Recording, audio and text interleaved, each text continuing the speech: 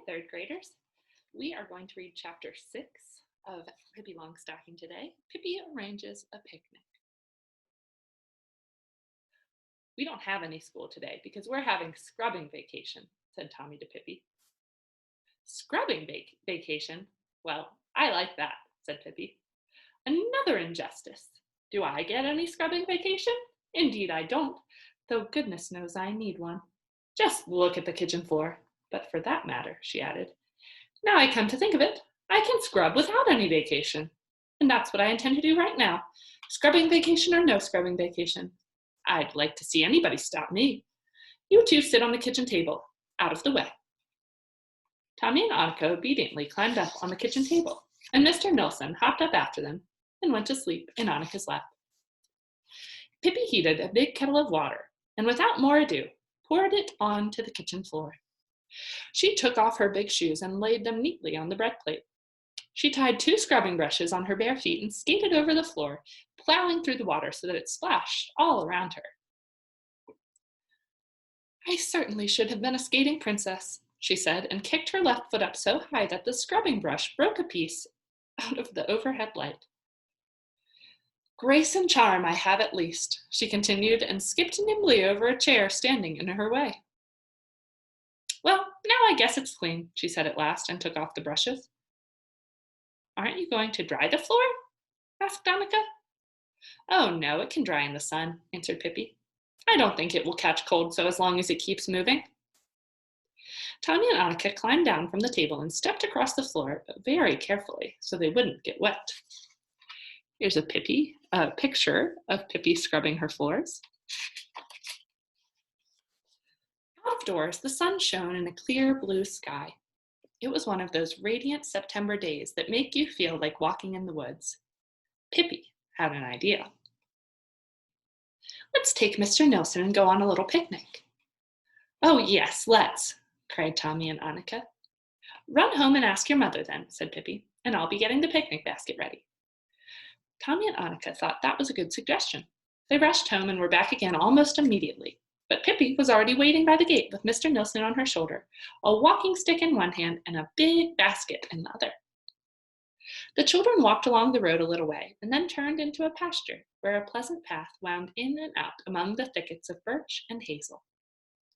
Presently, they came to a gate on the other side of which was an even more beautiful pasture, but right in front of the gate stood a cow who looked as if nothing would persuade her to move. Annika yelled at her, and Tommy bravely went up and tried to push her away. But she just stood there, staring at the children with her big cow eyes. To put an end to the matter, Pippi set down her basket and lifted the cow out of the way. The cow, looking very silly, lumbered out into the hazel bushes. How can cows be so bull-headed? Said Pippi, and jumped over the gate. What a lovely, lovely wood, cried Annika in delight as she climbed up on all the stones she could see. Tommy had brought along a dagger Pippi had given him, and with it he cut walking sticks for Annika and for himself. He cut his thumb a little too, but that didn't matter. Maybe we ought to pick some mushrooms, said Pippi, and she broke off a pretty rosy one. I wonder if it's possible to eat it, she continued. At any rate, it isn't possible to drink it, that much I know, so there is no choice except to eat it. Maybe it is possible. She took a big bite and swallowed it. It was possible, she announced, delighted. Yes, sirree, we'll certainly do the rest of this sometime, she said, and threw it high over the treetops. What have you got in your basket? Said Annika. Is it something good? I wouldn't tell you for $1,000, said Pippi. First, we must find a good picnic spot. The children eagerly began to look for such a place. Annika found a large flat stone that she thought was satisfactory, but it was covered with red ants. I don't want to sit with them, said Pippi, because I'm not acquainted with them. And besides, they bite, said Tommy. Do they? Said Pippi. Bite back then. Then Tommy found a little clearing among the hazel bushes, and he thought that would be a good place. Oh no, that's not sunny enough for my freckles, said Pippi. And I do think freckles are so attractive. Farther on, they came to a hill that was easy to climb. On one side of the hill was a nice sunny rock, just like a little balcony, and there they sat down. Now shut your eyes a while I set the table, said Pippi. Tommy and Annika squeezed their eyes as tightly shut as possible. They heard Pippi opening the basket and rattling paper. 1, 2, 19. Now you may look, said Pippi at last. They looked, and they squealed with delight when they saw all the good things Pippi had spread on the bare rock. There were good sandwiches with meatballs and ham, a whole pile of sugared pancakes, several little brown sausages, and 3 pineapple puddings. For, you see, Pippi had learned cooking from the cook on her father's ship. Aren't scrubbing vacations grand, said Tommy with his mouth full of pancakes. We ought to have them every day. No, indeed, I'm not that anxious to scrub, said Pippi. It's fun, to be sure, but not every day. That would be too tiresome. At last the children were so full they could hardly move, and they sat still in the sunshine and just enjoyed it. I wonder if it is hard to fly, said Pippi, and looked dreamily over the edge of the rock. The rock sloped down very steeply below them, and it was a long way to the ground. Down, at least one ought to be able to learn to fly, she continued. It must be harder to fly up, but you could begin with the easiest way. I do think I'll try. No, Pippi, cried both Tommy and Annika. Oh, dear Pippi, don't do that. But Pippi was already standing at the edge. Fly, you foolish fly, fly! And the foolish fly flew, she said. And just as she said flew, she lifted her arms and took off into the air. In half a second, there was a thud. It was Pippi hitting the ground. Tommy and Annika lay on their stomachs and looked down at her, terrified. Pippi got off. Pippi got up and brushed off her knees. I forgot to flap, she said joyfully, and I guess I had too many pancakes in my stomach. At that moment, the children noticed that Mr. Nilsson had disappeared. He had evidently gone off on a little expedition of his own. They remembered that they had last seen him contentedly chewing the picnic basket to pieces, but during Pippi's flying experiment they had forgotten him. And now he was gone. Pippi was so angry that she threw her shoe into a big, deep pool of water. You should never take monkeys with you anywhere, she said. He should have been left at home to pick fleas off the horse.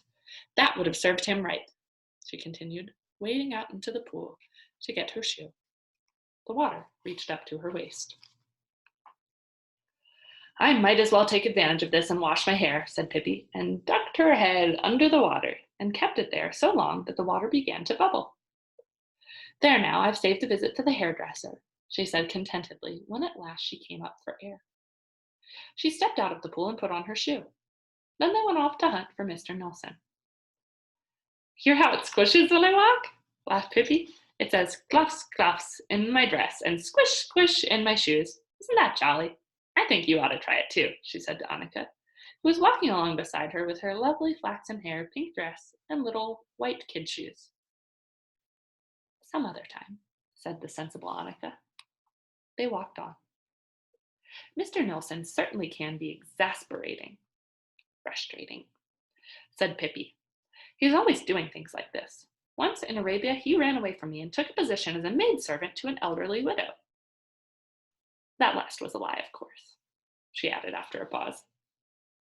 Tommy suggested they all three go in different directions and hunt. At first, Annika didn't want to because she was a little afraid, but Tommy said, You aren't a fraidy cat, are you?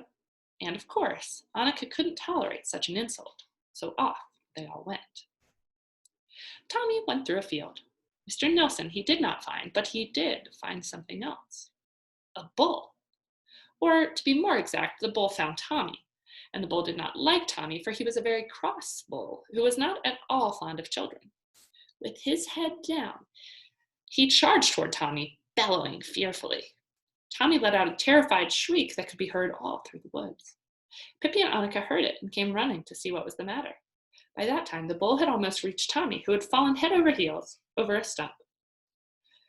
What a stupid bull, said Pippi to Annika, who was crying uncontrollably. He ought to know he can't act like that. He'll get Tommy's white sailor suit all dirty. I'll have to go and talk some sense into that stupid animal. And off she started. She ran up and pulled the bull by the tail. "Forgive me for breaking up the party," she said. Since she had given his tail a good hard pull, the bull turned around and saw a new child to catch on his horns. And that is where we will pick up tomorrow, third graders.